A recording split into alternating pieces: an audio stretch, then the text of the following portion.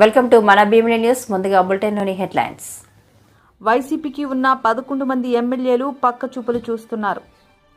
ఏలేరు వరదలతో వందల ఎకరాల్లో నష్టం జరిగింది. వైఎస్ షర్మిలారెడ్డి దాడికి ధర్నాకి తేడా తెలీదా? ఫేక్ జగన్, ఫేక్ మాటలు. మోడీ ప్రభుత్వంపై టీడీపీ, జనసేన కూటమి ఒత్తిడి తేవాలి. రాష్ట్రంలో అరాచకాలతో దరిద్రమైన పరిపాలన సాగుతుంది. జగన్ చేసిన పాపాలే బుడమేరు వరదల రూపంలో జనాలకు శాపాలు.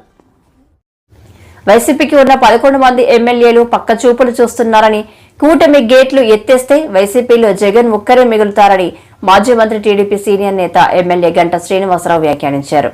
మాజీ ముఖ్యమంత్రి వైఎస్ఆర్సీపీ అధినేత జగన్మోహన్ రెడ్డిపై ఆయన తీవ్ర విమర్శలు గుప్పించారు. అరాచకాలకు జగన్ బ్రాండ్ అంబాసిడర్ అని ఎద్దేవా చేశారు. అటు ఇటు చూస్తూ ఉన్నారు.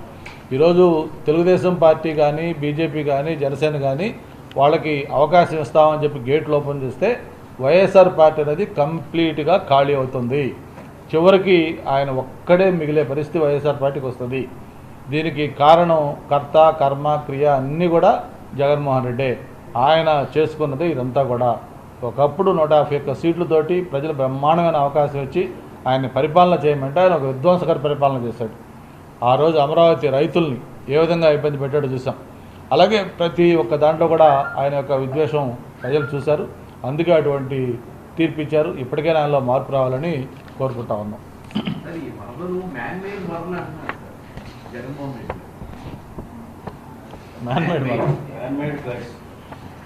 జగన్మోహన్ రెడ్డి గారు ఇది కొత్త ఆలోచనలు. ఇద్దరు ఎక్కడ కూడా మ్యాన్మేడ్ ఫ్లడ్స్ అనేది ఇప్పుడు ఇలా ఫస్ట్ టైం అంటున్నాం. అంటే ఆయన చివరికి ఎంత స్థాయి దిగజారిపోయాడంటే, ముఖ్యమంత్రి గారి నివాసం ఏదైతే కరకట్ట దగ్గర ఉందో దాన్ని కాపాడుకోవటానికి నీళ్లు విజయవాడ నగరం మీదకి వదిలేశాడు. అది అంటే ఒక ముఖ్యమంత్రిగా చేసి ఒక పొలిటికల్ పార్టీకి అధ్యక్షుడిగా ఉండే వ్యక్తి ఇంత ఇర్రెస్పాన్సిబుల్గా మాట్లాడుతుంటే అసలు పొలిటికల్ పార్టీ దాన్ని అసలు నిజంగా ఆ పార్టీని రద్దు చేసిన అవసరం వస్తుంది ప్రజలు ఆలోచించే పరిస్థితి వస్తూ ఉంది. అంత ఇర్రెస్పాన్సిబుల్గా మాట్లాడుతున్న పొలిటికల్ పార్టీ అధ్యక్షుడు అసలు ఆయన ఏ విధంగా చూడాలో ఆలోచించాలి. ఈరోజు ఏదన్నా మాట్లాడేదానికి ఒక విమర్శ చేసానికి ఒక హద్దు పొద్దు ఉంటుంది. ఏదైనా అక్కడన్నా ఫెయిల్ అయింది, నిజంగా ఫెయిల్ అయింది అనుకోండి. ఫెయిల్ అయితే ముఖ్యమంత్రి గారు చెప్పారు, ఫస్ట్లో కొంచెం లెథర్జెటిక్గా ఉన్నదని చెప్పని పాపడ్డారు, ఒకరి ఆఫీసర్ మీద అరిచారు. అటువంటి ల్యాప్సెస్ ఉంటే దాన్ని రెక్టిఫై చేయొచ్చు. బట్ చివరికి ఇది వరదలు ఆయన సృష్టించాడు, వర్షం ఈయనే కురిపించాడు, ఫ్లడ్స్ ఈయనే తెప్పించాడు. చివరి ఆయన ఇంటిని కాపాడుకోవడానికి వరదలు విజయవాడకు వదిలేశారంటే ఇటువంటి బాధ్యతారాహిత్యంగా ఉండే వ్యక్తుల్ని ఏ విధంగా చేయాలి? అసలు దానికి ఏదన్నా ఇటువంటి పొలిటికల్ పార్టీస్ మీద కొన్ని బ్యాన్ లాంటివి పెట్టాల్సిన అవసరం కూడా ఉందని నా ఉద్దేశం.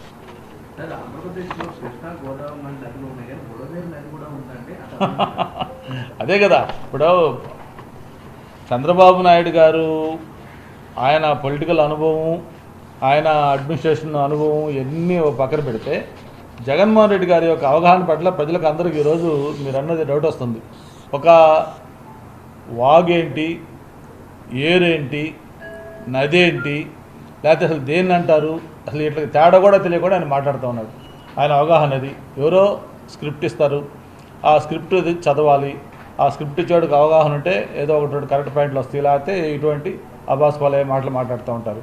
ఇప్పుడు జరుగుతున్న సిచ్యువేషన్ ఏంటి? ఇప్పుడు విజయవాడలో లక్షలాది మంది ప్రజలు ఆ వరద బాధితులకి ఇదయ్యి వాళ్ళు ఇబ్బంది పడుతూ ఉంటే ఆయన హుటాహుటిన నందిగాం సురేష్ గారు జైల్లో ఉంటే ఆ పరామర్శకు వెళ్ళాడు. ఆయన కన్సర్న్ ఏంటి అర్థమవుతా ఉంది. ఈరోజు జగన్మోహన్ రెడ్డి గారు ఇప్పటికైనా ఒక ప్రజానాయకుడు అయితే ప్రజల కష్టాల్లో ఉంటే ఆ ప్రజలకు ఒకరోజు ఏదో మొక్కుబడితంతగా వచ్చాడు, మాట్లాడాడు, వాళ్ళతో కాసేపు అయ్యి చెప్పాడు. దానికి తోడు ఏదైతే మీకు తెలుసో ఆ పత్రికా టీవీల్లో ఏ విధంగా వార్తలు వేస్తూ ఉన్నారు, ఏ విధంగా విషం చెంపుతున్నారు, ఇవి కూడా మనం చూస్తూ ఉన్నాం. చేస్తున్న సహాయాన్ని మర్చిపోయారు. ఈరోజు స్వచ్ఛంద సంస్థలు చేస్తూ ఉన్నారు, అధికారులు చేస్తూ ఉన్నారు, ప్రజాప్రతినిధులు చేస్తున్నారు. ఎన్డీఆర్ఎఫ్ టీమ్స్, నేను మొన్న ఇంత మాట్లాడా, ఎన్డీఆర్ఎఫ్ చీఫ్తో కూడా మాట్లాడా. వాళ్ళు పడ్డ కష్టం 6-7 రోజులు 7 రోజులు నీళ్లలో ఉండుంటే వాళ్ళు కూడా మనుషులే, వాళ్ళు కూడా ఇదే జబ్బులు బాగా పడతా ఉన్నారు. అయినా సరే వాళ్ళు ప్రాణాలు తెగించి వాళ్ళు కష్టపడతా ఉంటే ఇట్లా మొత్తం వ్యవస్థ కూడా మోటివేట్ అయ్యి అక్కడ సర్వీస్ చేస్తూ ఉంటే వాళ్ళే విమర్శలు చేస్తూ ఉంటే దాన్ని వాళ్ళు ఇంకొంచెం డీమర్లో చేయడం తప్ప ఇంకోటి కాదు. మరి నేను ఒకటే మళ్ళీ చెప్తానని మీ ద్వారా, జగన్మోహన్ రెడ్డి గారు మీరు చరిత్రహీనులు కావద్దు. ఏదైతే ఒక మంచి సహేతుకమైన విమర్శలు ఎక్కడైనా నిజంగా గవర్నమెంట్ ల్యాబ్స్ ఉంటే మీరు అడ్వైజ్ చేయండి. ఏలేరు వరదలతో వందల ఎకరాల్లో నష్టం జరిగిందని ఏపీసీసీ చీఫ్ వైఎస్ షర్మిలారెడ్డి అన్నారు. గురువారం మీడియాతో మాట్లాడుతూ ఏలేరు ఆధునీకరణ జరగకపోవడం, పూడిక తీయకపోవడం వల్లే ఇంతటి విపత్తు ఏర్పడిందన్నారు. రైతులు అప్పులు చేసి పంట వేసి నష్టపోయారన్నారు. అసలు రాజశేఖర్ రెడ్డి గారు ముఖ్యమంత్రిగా ఉన్న రోజుల్లో ఏలేరు రిజర్వాయర్ కింద ఉన్న కెనాల్స్ ని మోడర్నైజేషన్ చేయాలి, ఆధునీకరణ చేయాలి, దానిని ఎక్స్పాండ్ చేయాలి అని రాజశేఖర్ రెడ్డి గారు దానికోసం ఫండ్స్ శాంక్షన్ చేసి శంకుస్థాపన కూడా చేశారు. రైట్ కెనాల్, లెఫ్ట్ కెనాల్ అని పనులు కూడా మొదలు పెట్టారు. కానీ దురదృష్టవశాత్తు రాజశేఖర్ రెడ్డి గారు వెళ్లిపోయిన తర్వాత వచ్చిన ప్రభుత్వాలు ఒక్కరి కూడా పట్టించుకోలేదు. మన రాష్ట్రం 10 ఏళ్ల అయింది ఏర్పడి, కనీసం రాష్ట్రం ఏర్పడ్డాకైనా ఈ చిన్న రైతుల గురించి, వీళ్ళ గురించి ఆలోచన చేస్తారు అంటే 5 సంవత్సరాలు చంద్రబాబు గారు ముఖ్యమంత్రిగా ఉన్నారు, తర్వాత 5 సంవత్సరాలు జగన్మోహన్ రెడ్డి గారు ముఖ్యమంత్రిగా ఉన్నారు. ఇప్పుడు చంద్రబాబు గారు చెప్తున్న మాట జగన్మోహన్ రెడ్డి గారు కారణం. దీనికి జగన్మోహన్ రెడ్డి గారు మేము కాంట్రాక్ట్ ఇస్తే దాన్ని ఆనర్ చేయలేదు, క్యాన్సిల్ చేశారు. పోనీ ఆయన వేరే పనులు చేశారా అంటే చేయలేదు, కాబట్టే ఈ ముప్పు వచ్చింది అని చంద్రబాబు గారు చెప్తున్నారు. మరి దీన్ని జగన్మోహన్ రెడ్డి గారు ఏం సమాధానం చెప్తారో చెప్పాలి. జగన్మోహన్ రెడ్డి గారిని అడుగుతున్నాం. రాజశేఖర్ రెడ్డి గారు జలయజ్ఞంలోని ప్రాజెక్టులు, ఆయన 54 ప్రాజెక్టులు జలయజ్ఞంలో మొదలు పెడితే 42 ప్రాజెక్టులు ఇంకా మిగిల్చి వెళ్తే ఆ 42 ప్రాజెక్టులని 6 నెలల్లోనే పూర్తి చేస్తానన్నాడు జగన్మోహన్ రెడ్డి గారు.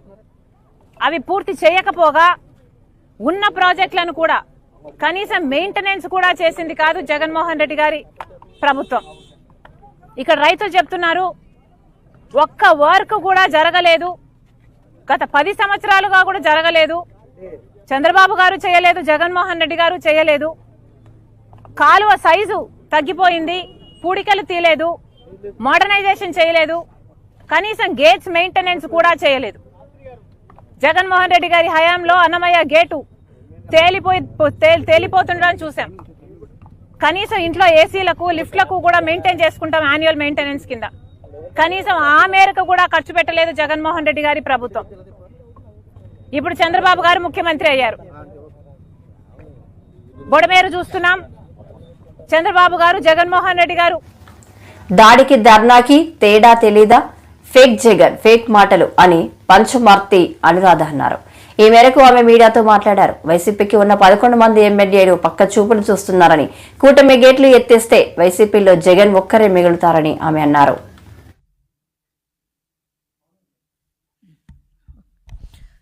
అందరికీ కూడా నమస్కారం అండి.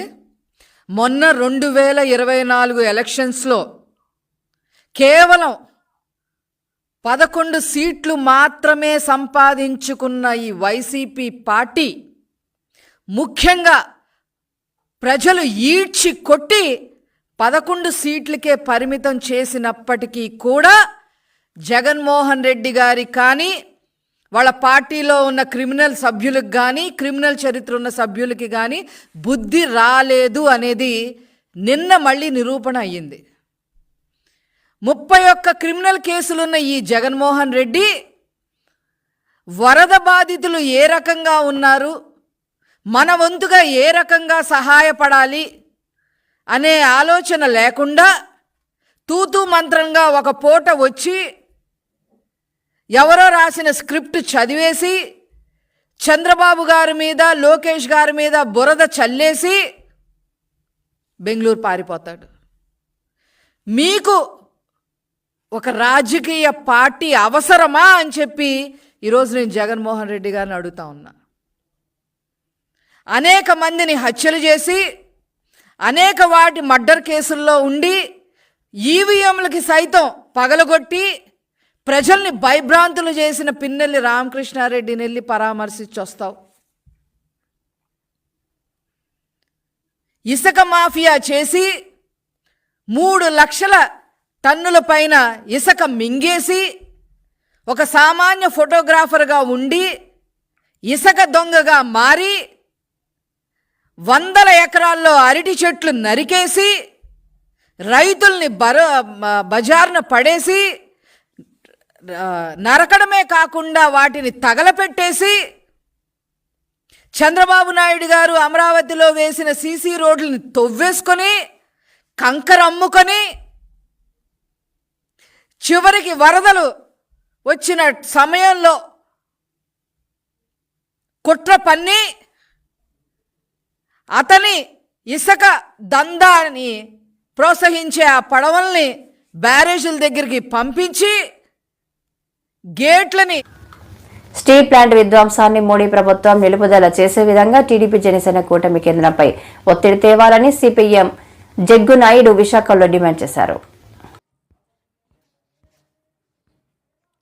ఈ నెల 15వ తేదీన పాతగాజువాక జంక్షన్లో మహాధర్నా చేపట్టనున్నట్లు తెలిపారు. స్టీల్ ప్లాంట్ను స్టీల్లో విలీనం చేయాలని అన్నారు. సొంత గనులకు వర్కింగ్ క్యాపిటల్ ఇవ్వాలని డిమాండ్ చేశారు. ప్లాంట్ను పూర్తి స్థాయి సామర్థ్యంతో నడిపించే బాధ్యత కేంద్రంపై ఉందన్నారు. ఉద్యోగ ఖాళీలను భర్తీ చేయాలని కోరారు. నిర్వాసితులకు ఉద్యోగాలు ఇవ్వాలని జగ్గునాయుడు విజ్ఞప్తి చేశారు. ప్రభుత్వం కొనసాగిస్తామని చెప్పని ఇప్పుడున్న పరిస్థితులు రాజకీయ అనుకూల పరిస్థితులు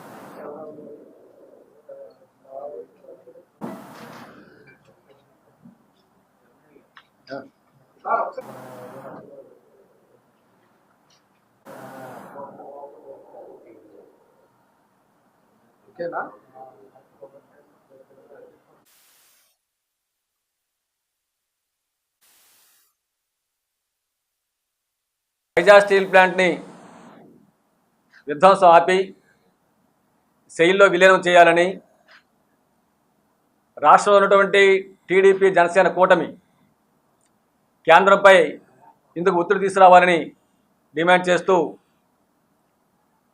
ఈ నెల 15వ తేదీన పాతగాజువాకలో మహాధర్నా కార్యక్రమం చేపట్టాలని సిపిఎం పార్టీ విశాఖ జిల్లా కమిటీ నిర్ణయం తీసుకుంది. ఈ కార్యక్రమంలో స్టీల్ ప్లాంట్ ఆఫీసర్లు, పర్మనెంట్ కాంట్రాక్ట్ కార్మికులు, నిర్వాసితులు, ప్రజలు పెద్ద ఎత్తున పాల్గొని జయప్రదం చేయాల్సిందిగా మీ ద్వారా విజ్ఞప్తి చేస్తున్నాం. మాకు అధికారం ఇవ్వండి, స్టీల్ ప్లాంట్ అమ్మకం ఆగిపోయింది, దీన్ని అభివృద్ధి బాట పట్టిస్తామని చెప్పని ఇటీవల ఎన్నికల్లో కేంద్ర బీజేపీ, రాష్ట్ర టీడీపీ జనసేన కూటమి ఎన్నికల వాగ్దానం చేశాయి. స్టీల్ కార్మికులు విశాఖపట్నం ప్రజానీకం నమ్మారు. రాష్ట్రంలో ఎక్కడా లేనంత విధంగా విశాఖ ఎంపీ, గాజువాక ఎమ్మెల్యేతో పాటు మొత్తం అన్ని అసెంబ్లీ స్థానాల్లో కూడా భారీ మెజార్టీలు ప్రజానీకం ఇచ్చారు. అధికారం చేపట్టి 3 నెలలు అవుతుంది. స్టీల్ ప్లాంట్ని అభివృద్ధి బాట పట్టడం విషయం పక్కన పెడితే దాన్ని రోజు రోజుకి మరింత నష్టం చేసే చర్యలకి కేంద్రంలో మోడీ ప్రభుత్వం పూనుకుంటా ఉంది. రాష్ట్రంలో అరాచకాలతో దరిద్రమైన పరిపాలన సాగుతుందని వైఎస్ఆర్సీపీ నాయకులు మేరుగ నాగార్జున అన్నారు. అక్రమంగా అరెస్టు అయిన మాజీ ఎంపీ నందిగం సురేష్ ని వైఎస్ జగన్మోహన్ రెడ్డి పరామర్శించడాన్ని టీడీపీ దాన్ని అనుకూల మీడియా తీవ్రంగా తప్పుపడుతున్నారు. ఈ పరిణామాలపై తాడేపల్లిలో మెరుగ స్పందించారు. తగ్గకుండా పనిచేసినటువంటి వ్యక్తి అయినటువంటి నందిగం సురేష్ గారిని అక్రమంగా అరెస్ట్ చేస్తే, జైల్లో పెడితే ఆ కుటుంబాన్ని నేను అండగా ఉన్నా, మీరు అధైర్యపడొద్దు అని చెప్పి భరోసా కల్పిస్తానికి జైలుకి వెళ్ళారు. ఒక వ్యక్తి మీద కేసు పెడితే జైల్లోకి వెళ్తే